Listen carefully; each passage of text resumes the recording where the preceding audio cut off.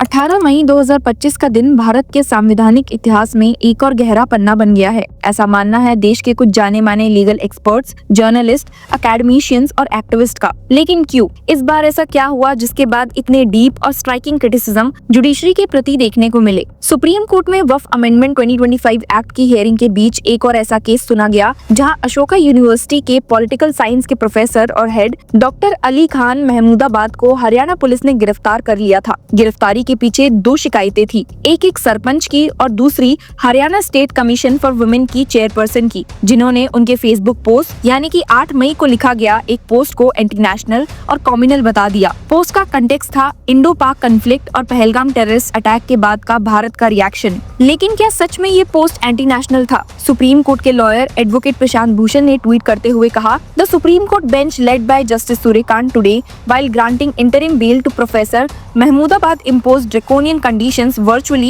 preventing him from saying anything about the Indo-Pak issue. It also made some unnecessary remarks, making it look as if the Supreme Court was batting for police.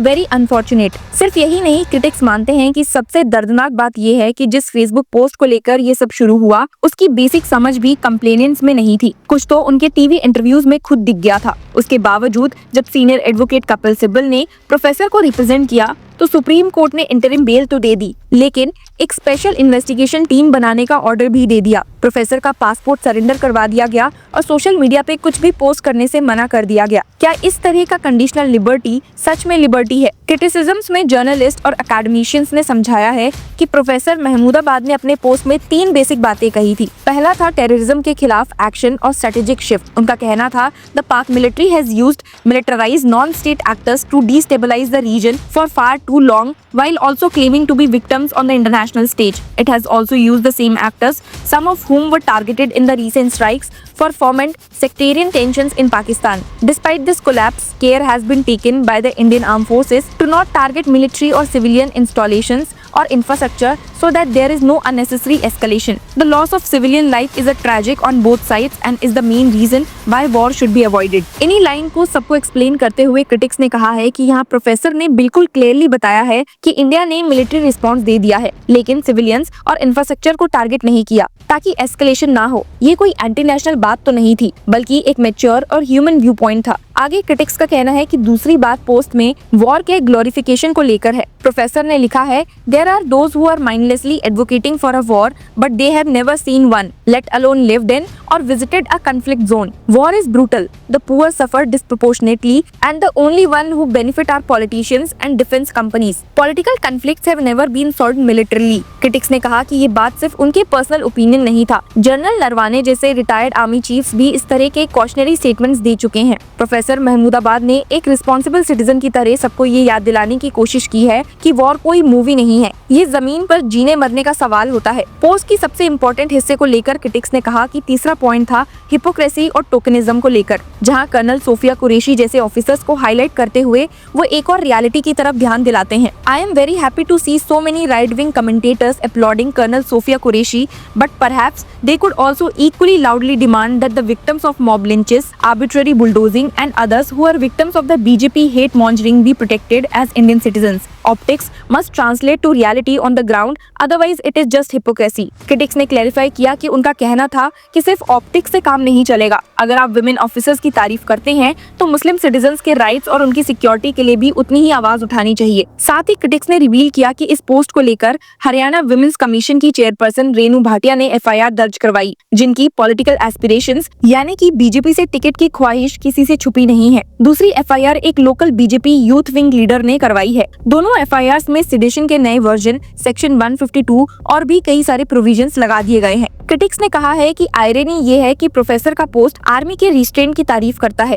Jingoism के खिलाफ बोलता है और communal violence के विरुद्ध stand लेता है, लेकिन इसे कम्युनल और देशद्रोही बता दिया गया है। सुप्रीम कोर्ट की बेंच जस्टिस सूर्यकांत और जस्टिस एन कोटेश्वर सिंह ने जब इस मैटर को सुना तो बेल तो मिली, लेकिन साथ ही काफी ट्रबलिंग कमेंट्स भी आए, जिसको लेकर भी लीगल और पॉलिटिकल लैंडस्केप में अब हलचल है। जस्टिस कांत ने पोस्ट को डॉग विस्लिंग कहा था, प्रोफेसर पे चीप पब्लिसिटी का इल्जाम लगाया और कहा we know how to handle them also. Indirectly academics और स्टूडेंट्स को भी धमकी मिलती नजर आई। सबका कहना है कि बेंच ने एफआईआर्स की लीगल वैलिडिटी या कंप्लेनेंट्स के मोटिव को एग्जामिन नहीं किया, ना ही उन्होंने आर्टिकल 19(1)(a) और आर्टिकल 19(2) के टेस्ट ऑफ रीजनेबलनेस का जिक्र किया, जहां श्रेया सिंगल जजमेंट क्लियरली कहता है कि एनोयंस, इनकन्वीनियंस या ऑफेंस से स्पीच को क्रिमिनलाइज नहीं किया जा सकता। तो क्रिटिक्स ने अब सवाल किया है कि अगर एक एकेडमिशियन अपने सब्जेक्ट के स्कोप में एक थॉटफुल एंटी वॉर पोस्ट लिखता है तो क्या उसे जेल भेजना संवैधानिक है? क्या जुडिशियल सिस्टम इतना पॉलिटिकली कॉम्प्रोमाइज्ड हो चुका है कि वो बस वाइब के बेसिस पे डिसीजन ले रहा है? उन्होंने इसे विजय शाह के केस से कंपेयर किया कि एक बीजेपी मिनिस्टर जिन्होंने कर्नल कुरैशी पे डेरोगेटरी और कम्युनल कमेंट दिया था, उनके लिए भी सेम बेंच ने एसआईटी बनाई, लेकिन डिफरेंस ये था कि शाह का कमेंट डायरेक्ट था, पर्सनल था। प्रोफेसर महमूदाबाद का कमेंट तो जर्नल क्रिटिक था, जिसमें किसी ऑफिसर को पर्सनली टारगेट नहीं किया गया। फिर भी दोनों को एक ही तरह से ट्रीट करना फॉल्स इक्विवेलेंस है। व्यूअर्स, बस इतना ही नहीं, यहाँ पे क्रिटिक्स ने बात को और भी ज्यादा गंभीर कर दिया। उन्होंने कहा कि सुप्रीम कोर्ट के अलग अलग बेंचेस में एक ही वक्त पर ड्रास्टिकली अलग अप्रोचेस दिख रही हैं। जब justice Abhay S Oka court room number 3 में कह रहे थे that for ideology you can not put someone in jail, तभी कोर्ट रूम नंबर 2 में जस्टिस कांत एक एकेडमिशियन को मॉरल पुलिस कर रहे थे। इसी पे कंसर्न ये उठता है कि क्या ये डबल स्टैंडर्ड नहीं है? आपको बता दूं कि दिल्ली ज्वाइंट टीचर्स ऑर्गेनाइजेशन ने प्रेस क्लब ऑफ इंडिया में एक प्रेस कॉन्फ्रेंस की, जिसमें प्रोफेसर अनीता रामपाल, सुरजीत मजुमदार और कई एजुकेशनिस्ट ने प्रोफेसर महमूदाबाद के अरेस्ट की सख्त निंदा की। उन्होंने कहा कि ये सिर्फ एक एकेडमिक का नहीं, पूरे हाई एजुकेशन और क्रिटिकल थॉट का सप्रेशन है। उनका मानना है कि प्रोफेसर का केस एक मिसाल है कि कैसे एक सोचने समझने वाले समाज को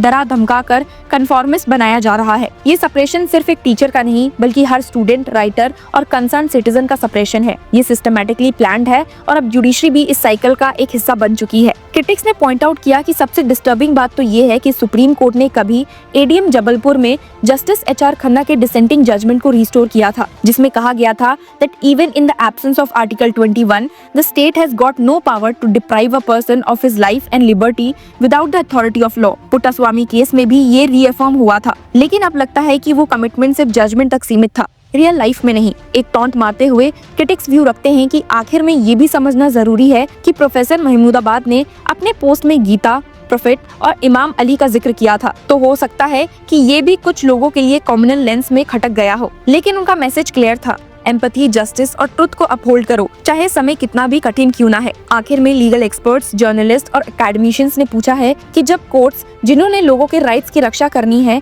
खुद मॉरल पुलिसिंग करे, तो फिर लोग कहाँ जाएं? जब पुलिस बिना समझ के अरेस्ट करे और जजेस न्यूट्रल लैंग्वेज और सेंटिमेंट्स हर्ट जैसे वेग टर्म्स में सोचने वाले लोगों को शिकार बनाए, तो डेमोक्रेसी का क्या होगा? इसीलिए सभी क्रिटिक्स ने एक साथ आते हुए एक स्टैंड लिया और कहा कि अगर हम अभी नहीं बोले तो हो सकता है कि कल किसी और को सोचने, लिखने या पढ़ने के लिए अरेस्ट कर लिया जाए, और तब हम ये भी नहीं कह पाएंगे कि हमने कभी प्रोटेस्ट किया था। तो व्यूअर्स, ये थे क्रिटिक्स के व्यू, लेकिन इस डेमोक्रेसी का पार्ट होते हुए आप इस मामले में क्या व्यू रखते हैं, हमें कमेंट सेक्शन में बताइए and keep sharing. Thank you for watching law chakra.